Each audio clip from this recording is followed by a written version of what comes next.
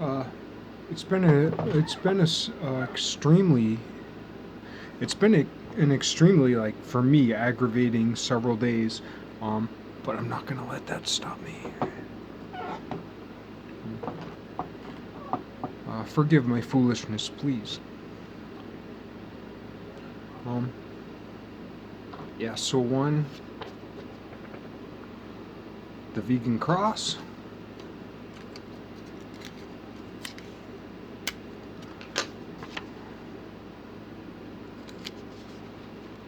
We'll make that central. And in that matter, I'm not homeless, but I know I got the look, right? I learned a few things today. Uh, One of the things I learned, like, without reading it, I just realized it by, like, looking. It's kind of funny sometimes what you can learn by just looking. The connections between the Russian language and ancient Greek, because there's that letter in Russian that looks like an N in English, kind of. It's just like a line up, a line across, a line down, and that's pronounced P.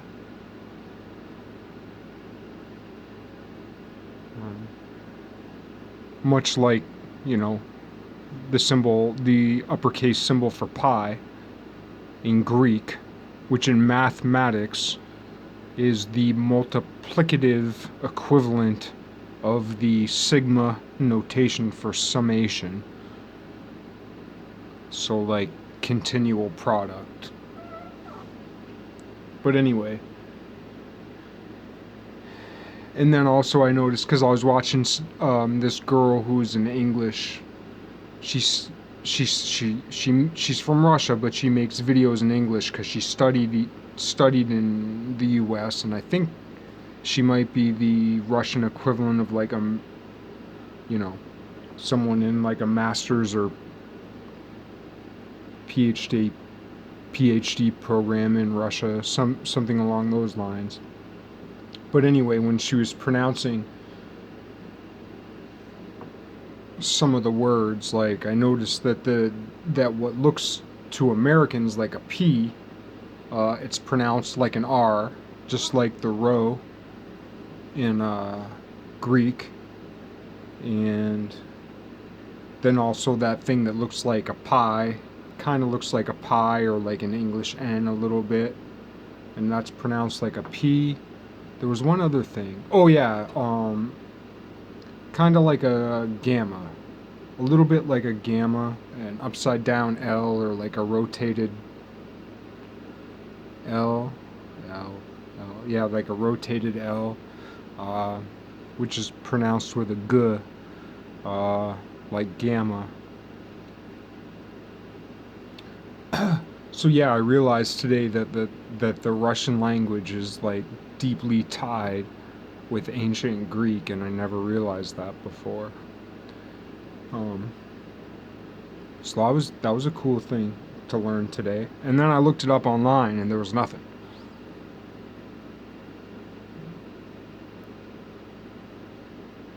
And it's especially striking because just in those three symbols, it seems like, well, maybe Russian is, like, actually the biggest, like, most Greek language of ancient Greece that the West, like, seemingly puts on a pedestal.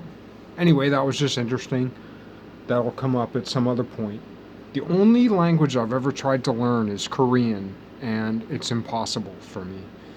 And there are reasons why I kind of stopped from a year ago when I was studying, listening to audiobooks on Korean. There's reasons why I stopped. Alright, I'm just gonna say it. The audiobook I was listening to, I bought a couple audiobooks on Korean, and, like, one of the translators sounds like my landlord. And when I think of my landlord, I think of his text messages of "send me your rent," and sometimes I've already sent it, And sometimes he sends messages that say, "Send me your rent." And I check online on my bank account, and he's already cashed my check. And I'm like, what the fuck? But he has a family and like 26 buildings or something like that. And he has a much more complicated life than I do. So even though from my own personal perspective, I'm often tempted to be like, this motherfucker's trying to shake me down. I recognize that he has a lot more on his plate than I do, and he's a lot more responsible of a person than I am, and he's repopulating the earth, and I'm not. So I gotta cut him some slack, and just be like, I'll look into that. That's what I did last time. I'll look into that. I documented all my check stubs for the last 2 years. Though, because my bank just reformatted its website, I'm missing one check from 6 months ago that I kept a record of personally, which I do not yet have an electronic record for.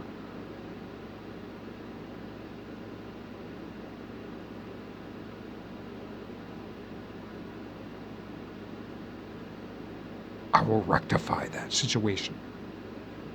Anyway, Vegan Cross.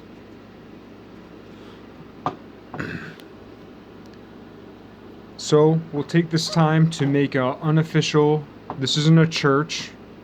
I've heard once before someone I respect a lot say that he doesn't make a church, he makes an assembly. And a church is a kirka, and a kirka is a circle. An assembly is an assemblage point. So affine geometry, pure straight line geometry, would be an assembly.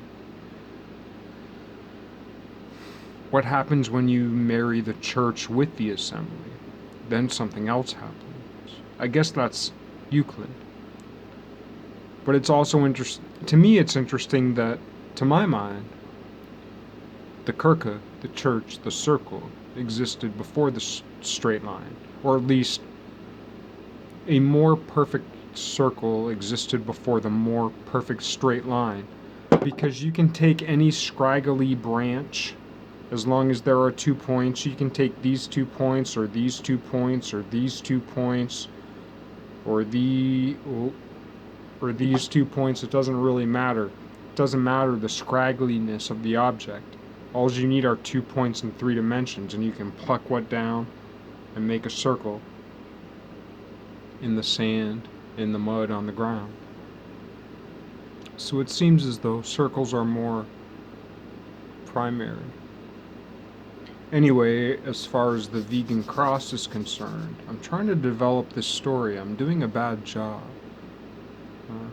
So I guess this just speaks to me. So what would I say to myself if I were saying something to myself? Boil it down. Make the message conceivable. Make the message understandable. The message is made already. So translate the message, interpret the message, deliver the message. That is simple. What's the simple message? The simple message is the aesthetic supremacy of the bloodless sacrifice. The bloodless sacrifice is a magical, aesthetic supremacy that began 2,000 years ago, stretches to this day, yet has yet to kill butchery, which it was meant to do and which it will do. The bloodless sacrifice.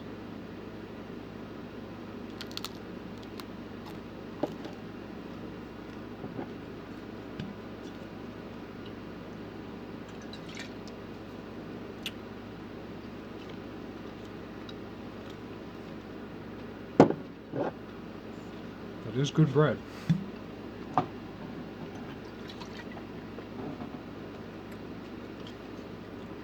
So then we have the wine and the bread.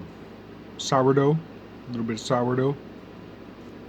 Yeast, a little bit of wine, yeast. Interesting thing. And then, well, yeah, because it's famously noted in Da Vinci's Last Supper, there's no wine on the table.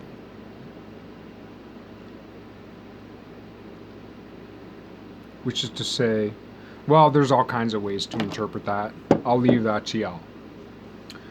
But what's also interesting is on the countertop of the Beat It video by Michael Jackson.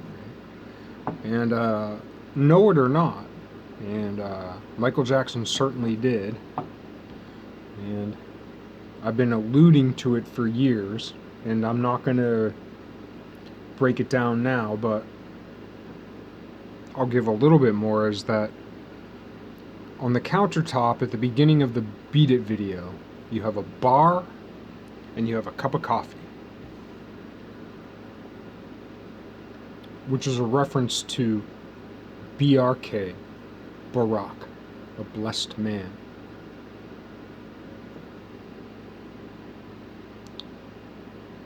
From Beatus Weir. Beatus Weir.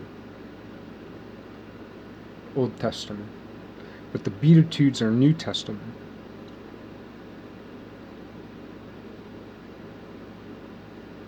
And of course the main, what is it, the protagonist in the Beat It video, besides Michael Jackson, is the dude who's dressed up like a bee with the black and yellow stripes. Blessed bee.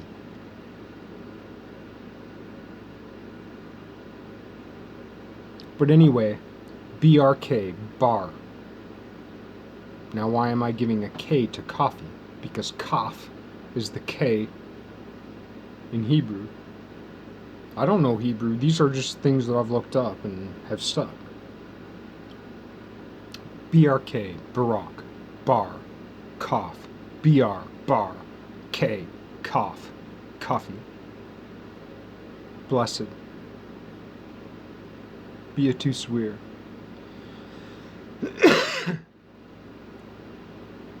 But then the Beatitudes, that's New Testament. Beat it.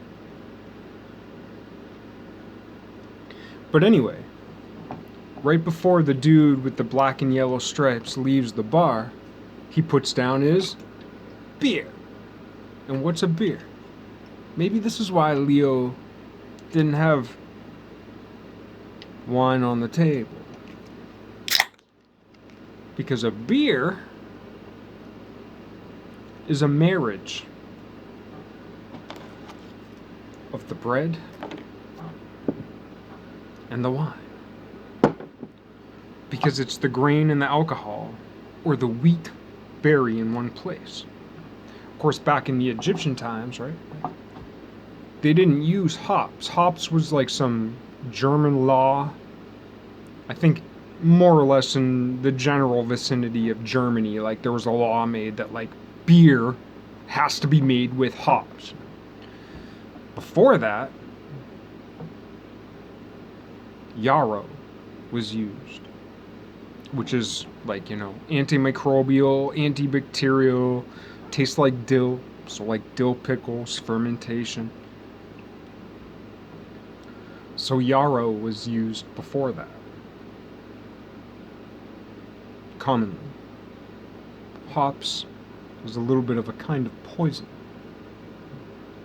It's also interesting that in quote-unquote secret magical potions, squirrel's tail, and unfortunately some stupid motherfuckers actually use squirrel's tails, but that like squirrel's tail is a symbolic representation of yarrow. Because here's how fucked up the past used to be. If you fucking if you shot with your bow or clubbed with a stick a squirrel and ate it, Your neighbors would be like, awesome, let's have some stew. But if you went out into the woods to find some wild yarrow and picked it, they'd be like, witch! And kill you. That's kind of how fucked up the past was. So that's why shit had to be. That's why all this, like, witch shit, all this shit, all that shit about, this, that, whatever, squirrel's tail and magic potions. Because if you wrote a book talking about yarrow, that's how fucked up shit is, man. And I remember myself as a young person, I remember walking up the mountain. Fall Mountain. Across the way, and I remember walking up there before I was ever into. The internet was still just coming up. Or at least on phones, I remember specifically it was back before the iPhone. There were Blackberries and there were cell phones, but there wasn't an iPhone yet. And I remember walking up the trail and seeing people pick things.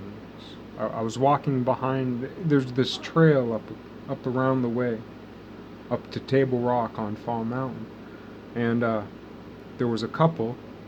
They're about my age, and they were picking plants along the way. And I remember thinking, like, what are they doing? They're picking plants on the trail? So, like, I get it. Like, I understand. I understand why people are.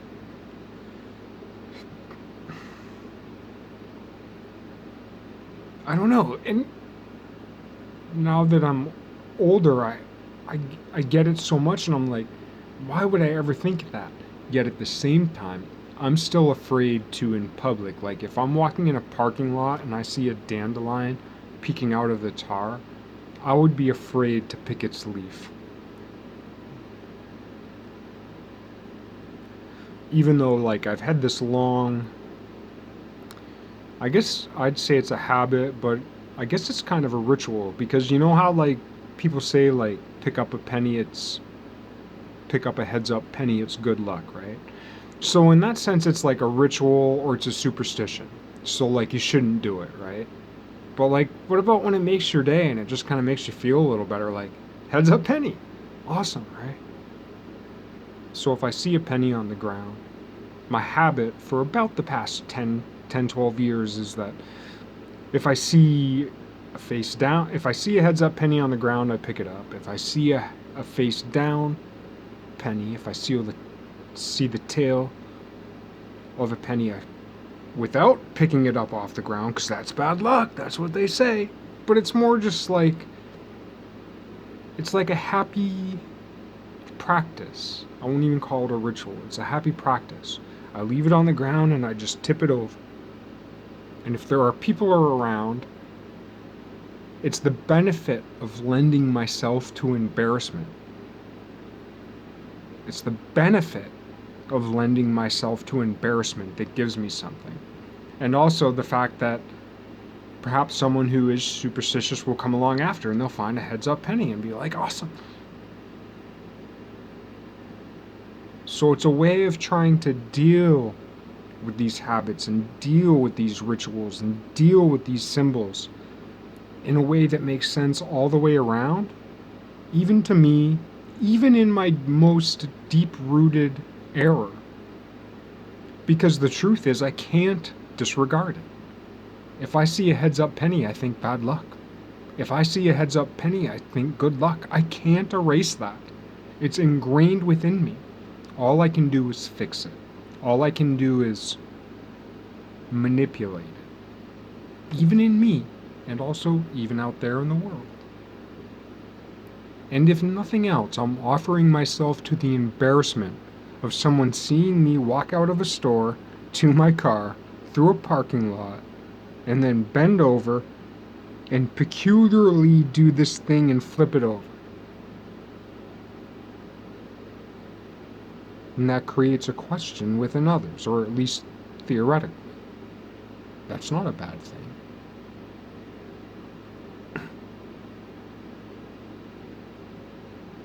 Alright, so there's that. I guess this is another hodgepodge.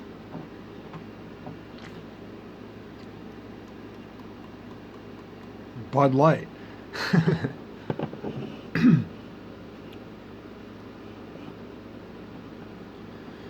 Then also with the Bloodless Cross, because I've been trying to, I documented last time about how I was trying to come up, I'm pretty well settled on this symbol.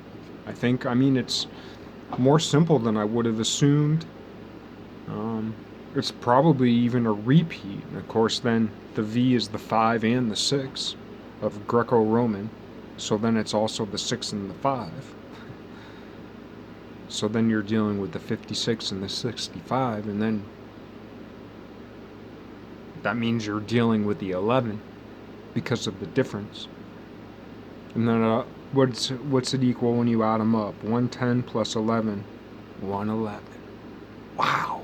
Isaiah 11:1.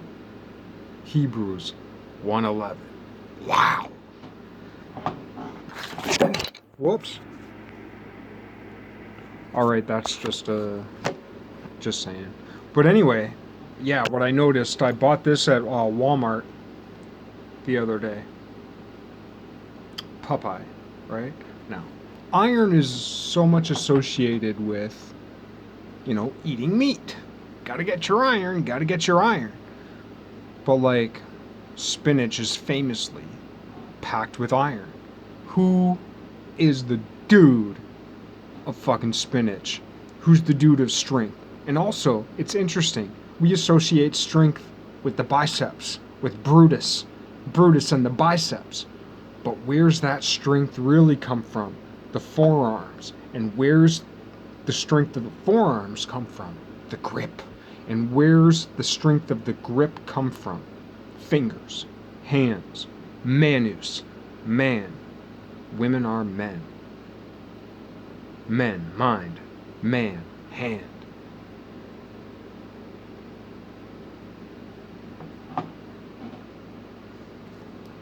Popeye. What's he do when he needs his strength? He gets his iron, which carries more oxygen in the blood. What an amazing image. Like, vegan cross. Popeye. And the beautiful thing, too, is that Popeye came up with the vegan cross way before, me and the rest of y'all. That motherfucker right there. Whoop. The vegan cross on those big forearms, because his hands did so much work. Boop, boop.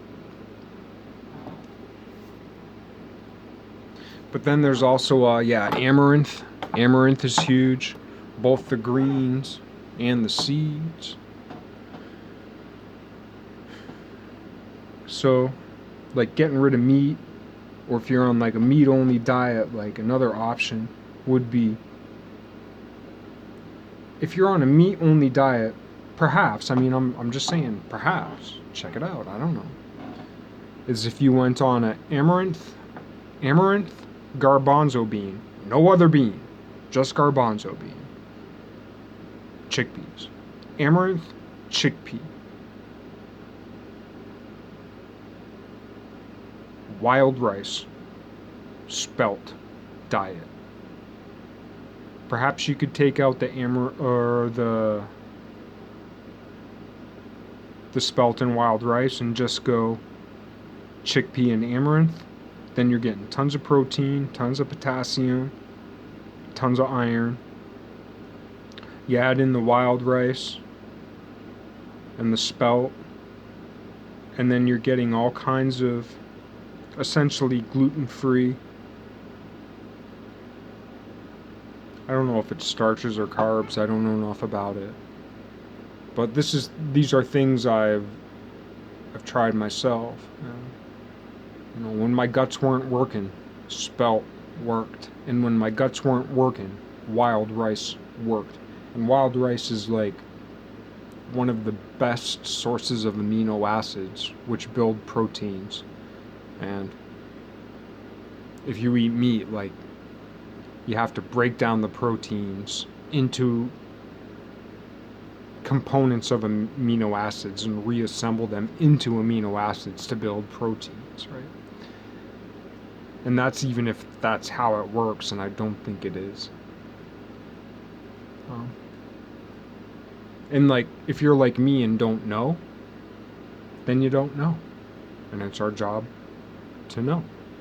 And one of the ways of knowing is experimentation and trying things out. And I'm not going to guarantee, but I would say one of the problems about amaranth is that it does taste earthy, just like beets. So if you eat amaranth, it might taste like mold, but it's not mold. It's that whole irony, earthy flavor, just like in beets. But amaranth will make you poop. Wild rice will make you poop. They both help clean out the lower intestine. Now, is this what I always do? No. What did I do this weekend? I ate a bunch of fake Morningstar vegan cheeseburgers. They were delicious. And then I ate some falafel wraps that were like this big, 2 of them last night. They were enormous. I had to be like, bah! Because I'm very fleshly, you know? Makes me sad.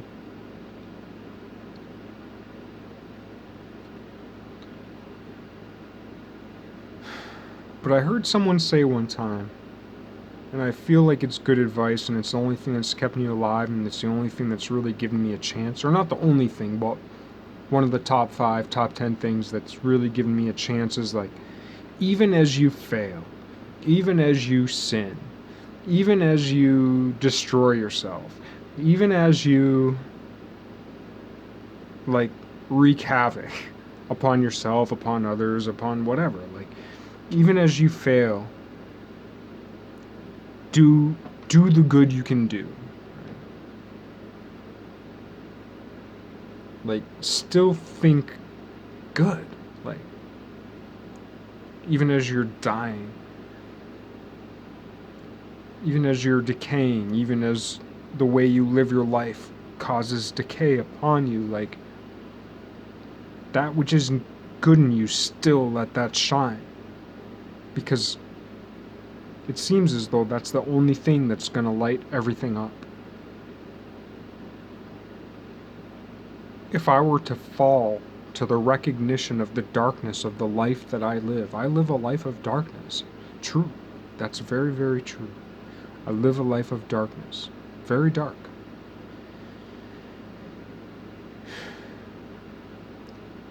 And the darkness that is my life is greater than the light that I shine. And that is true. But if I were just to focus on that and just accept that, that shadow would consume all my light. And I would no longer be, and I would no longer be able to shine any light whatsoever.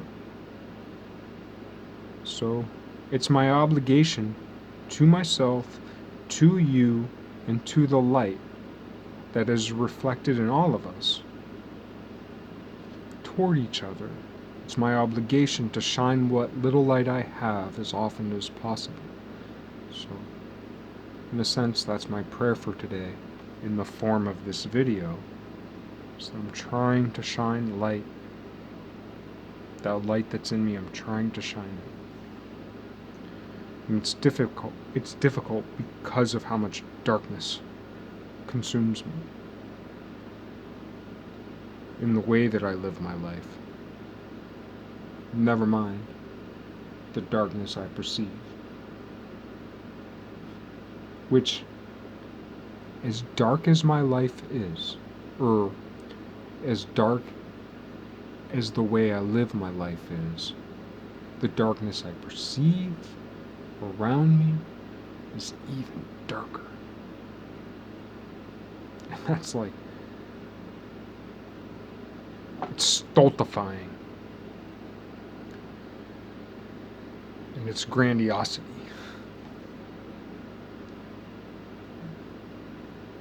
Alright, so there's that. There's some things I was trying to get to today that I've not gotten to.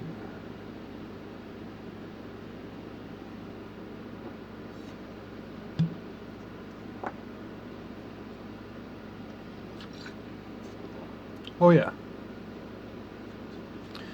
Because what we, I don't know if you hear we. This thing's gonna happen. The vegan cross. Gotta come up with a better name. I don't know what the name will be. The vegan cross. Maybe it'll be the vegan cross. Maybe that like transliterates phonetically across languages better. I don't know. There's got to be a better word. The good of the land. The good of the land. It's like Isaiah 11:1 plus. The good. Live off the good of the land. And then there's like the 7, I forget what it is. I think it's in the Talmud, like the 7 like good foods or like holy foods. I can't remember what they all are. Figs, dates, well, honey. But honey, a lot of times, I just learned today in the Old Testament means like dates.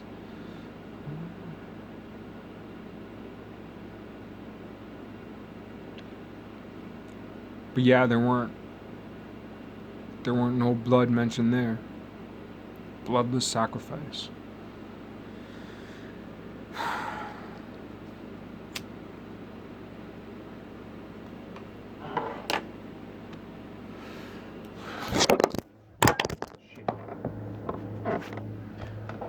And the idea that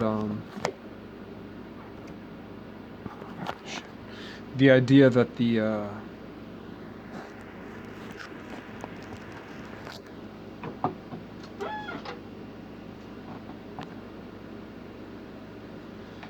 idea that the circle of life is a lie because it's a spiral, a spire, a spear, a sphere, a pole in a plane.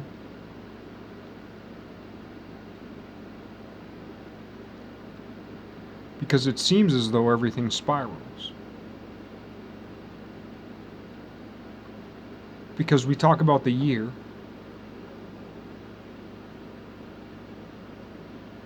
(365 days), and if you're into the whole Platonic great year idea, then you're into the whole idea of like precession of the equinox and like the somewhere between 24,000 and 25,600 or 200, whatever, somewhere in the neighborhood of 25 to 26 or 24, give or take 1,000, plus or minus 1,000, plus or minus 1,000, or 25,000 years plus or minus 1,000 years, right?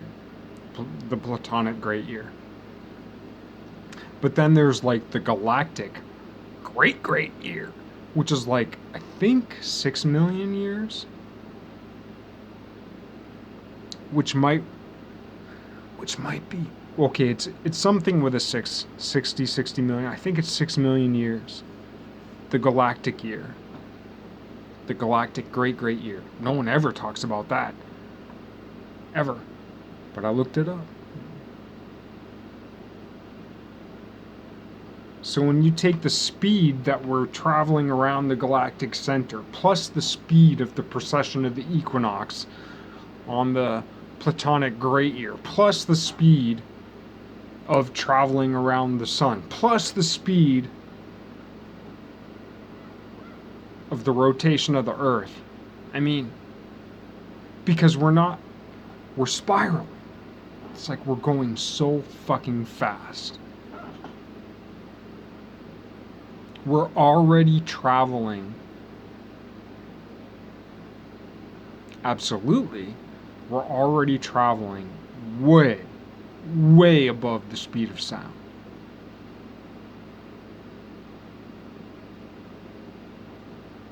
Weird. But then if you coil that all the way to the beginning, everything coils. We coil out.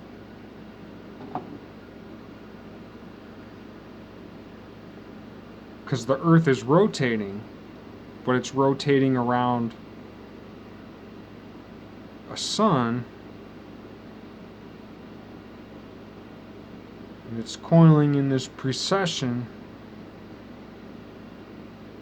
and weeb wobbling around the galaxy. Is the galaxy not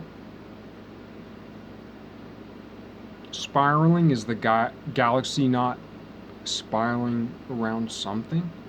Seems as though everything spirals. We uncurl in the womb as a spiral from someone, a mother. From a mother who herself was spirals. We're spirals born from spirals. Everything's... There is no circle. Everything's spiraling. It's spiraling on spirals.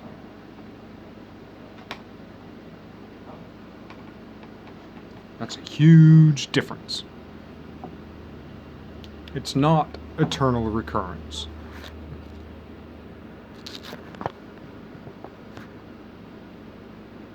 Okay, so that's one thing. And then another thing about today was, I mean, I think I've talked about it before, or at least I've alluded to it. I've thought about it for a long time, but like, to my mind, there ain't no doubt.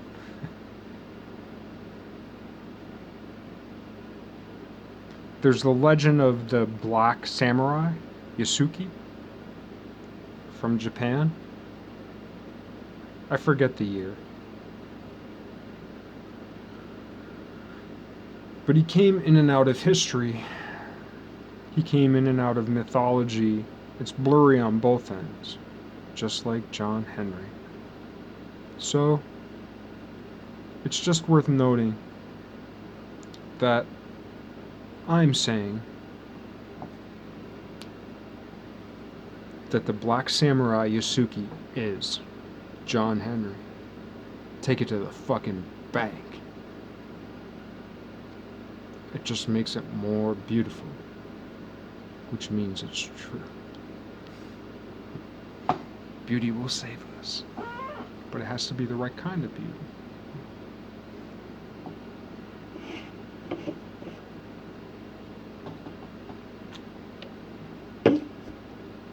Let me say it one more time. Yasuke is John Henry. And I'll refer you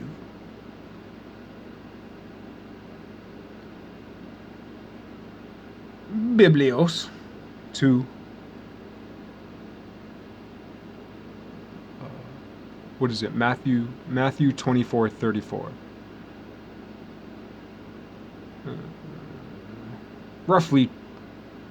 Roughly translated as, y'all, disciples, apostles, ain't gonna fucking die till this shit go down. Which is to say, because people, the simplest explanation is usually the most true. I think it's accredited, I could be wrong, I think it's accredited with like Leibniz and the doctrine of sufficient reason.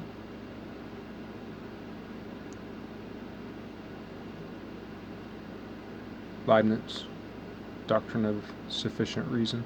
But like, the simplest explanation,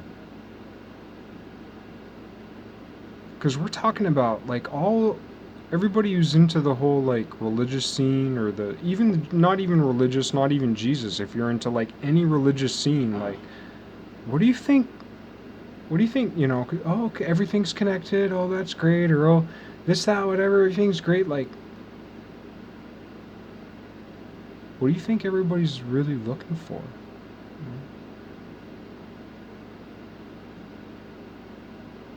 So you believe you're going to go to heaven, but you don't believe disciples are still alive? Like, you don't believe St. Paul is still here with us today?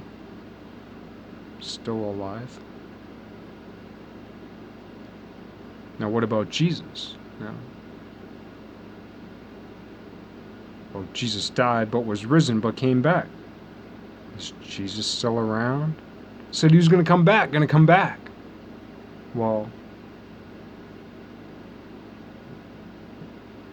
where is he going to go? Come back? How so? What if he's always been here?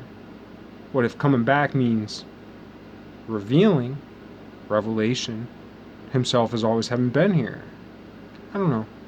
They're just relevant questions. But anyway, so far as math 2434 goes, math, you better do some math. That's what they told me. And I'm still stuck on 1, 2, 3. I mean, getting from 0 to 1 is the whole gig.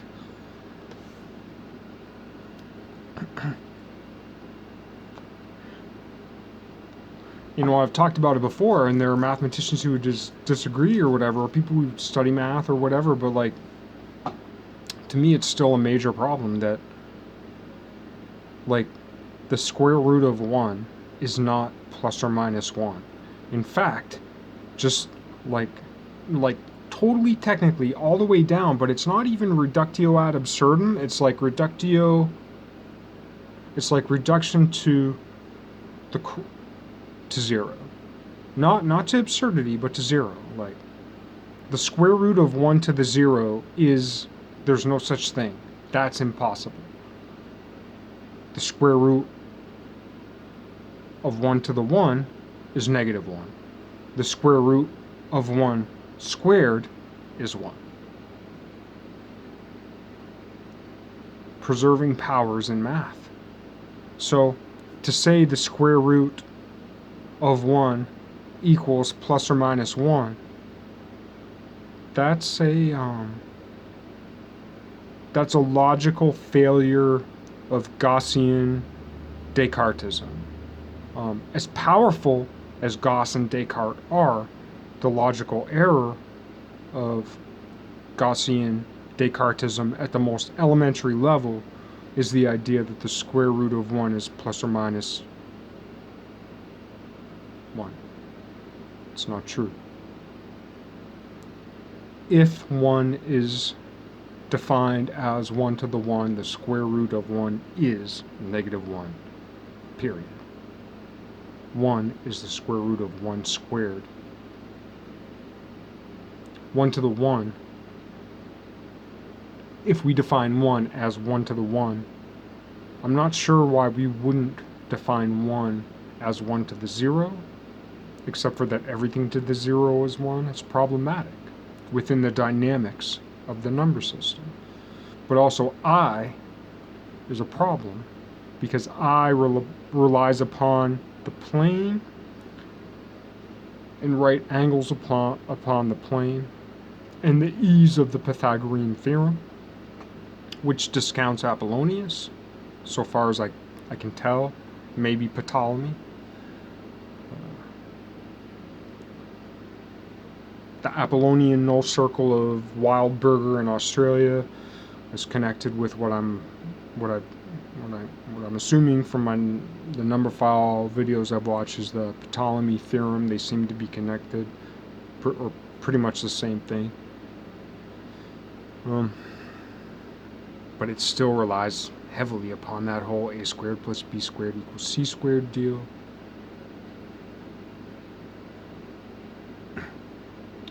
But anyway, within math and science now, I've looked some into the whole Riemann hypothesis thing. That's $1 million prize, you know, and I just saw today there's this dude, Jeff Cook. I know I saw his channel before. He only has a couple hundred subscribers. But he's offered a proof, which I don't understand. I still don't understand even the whole premise of the Riemann hypothesis, because I don't understand either Gaussian or Eisenstein numbers or the Riemann sphere really at all. I don't accept the idea that that Gaussian primes even exist. I don't I don't accept that Gaussian primes even exist, because I don't accept I as such. I accept I as a special case of an nth root of the complex one, which is problematic. But anyway, it's interesting that this dude Jeff Cook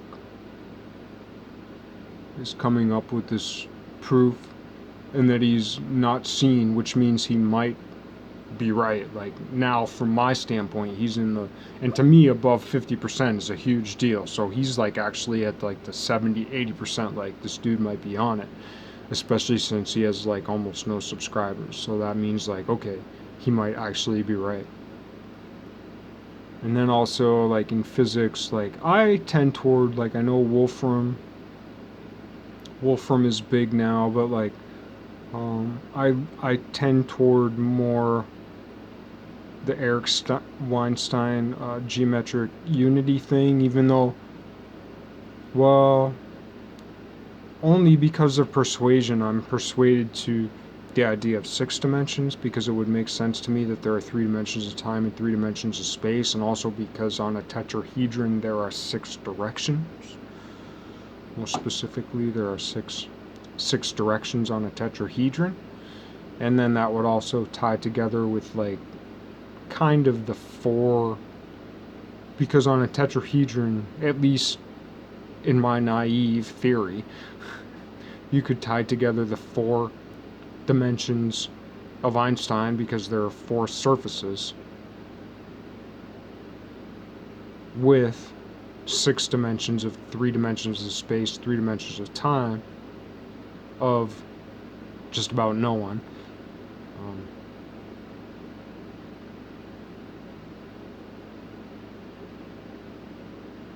But, like, dimensions are directions, you know.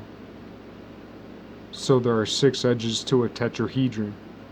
Those seem most directional, and that would define 6 dimensions, because dimensions are kind of like directions, pretty close.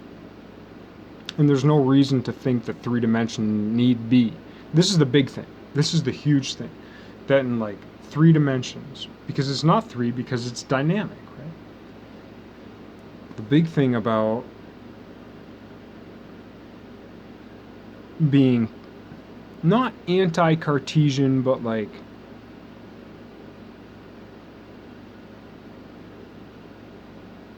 and not somewhere between anti-Cartesian and Cartesian suspicious.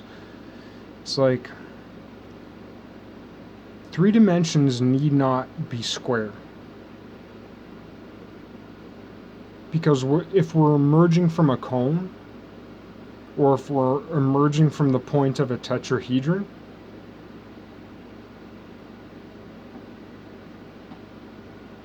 there's no rightness. Only at large scales is there apparent rightness. Same as on the Earth, where there's a pole and a plane.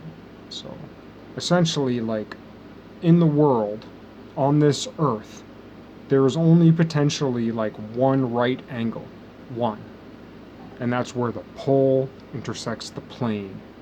Where the north-south pole intersects the equatorial plane.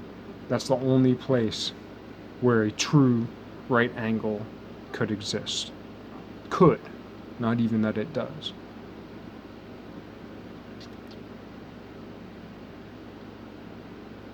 But, you know, at scale, Cartesianality is... And I'm sorry, because I don't even know the entire Cartesian philosophy. I just pretty much...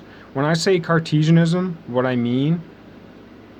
When I dispute Cartesianism, I only have 2 points of reference. One is I think therefore I am, which is a misnomer, which is it puts the horse before, or the cart before the horse, and not, there are ways to put the cart before the horse in Aristotelian final cause ways. That's not what Descartes does. When Descartes says I think therefore I am, right, or at least in the interpretation that has been shoved down our fucking throats, I think therefore I am, is wrong.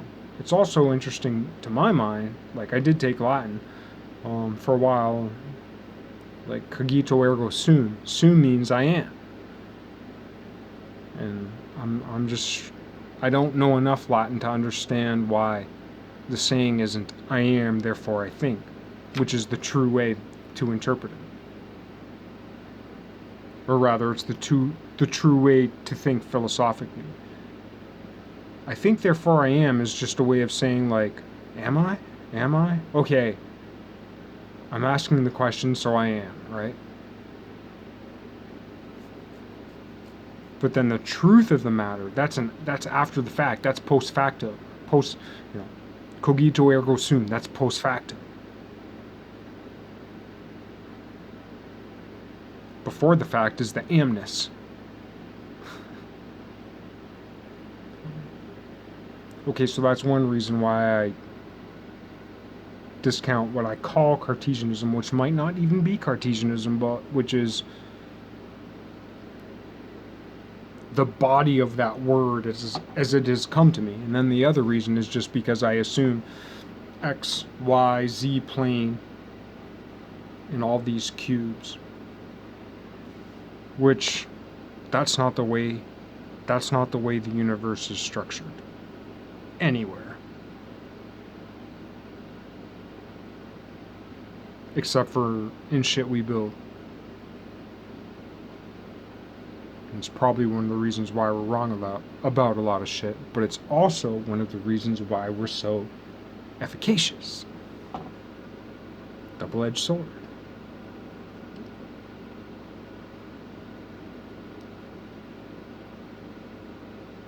Alright, so there's that. There was one other thing.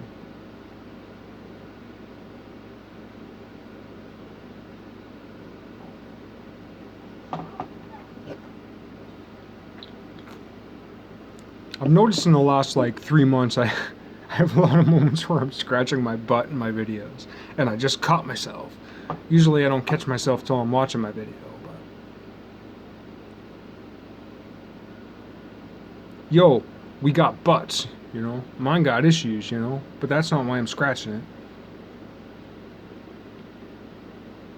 I'd scratch it even if I didn't have issues. Same. I feel like there was one more thing I wanted to talk about today.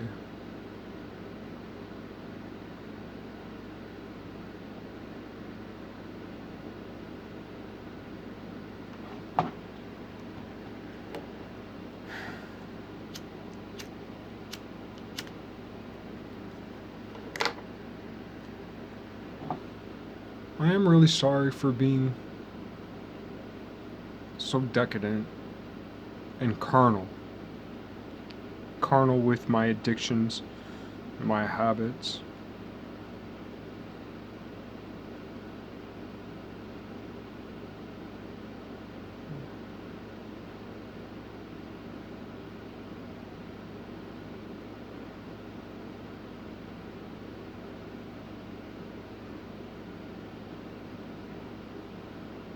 I feel like there was one more thing.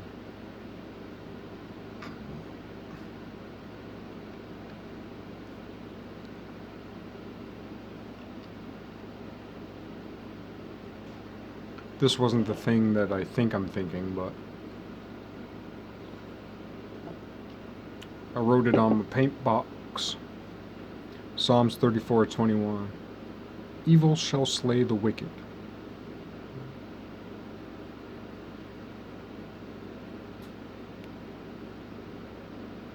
So, as I look upon myself,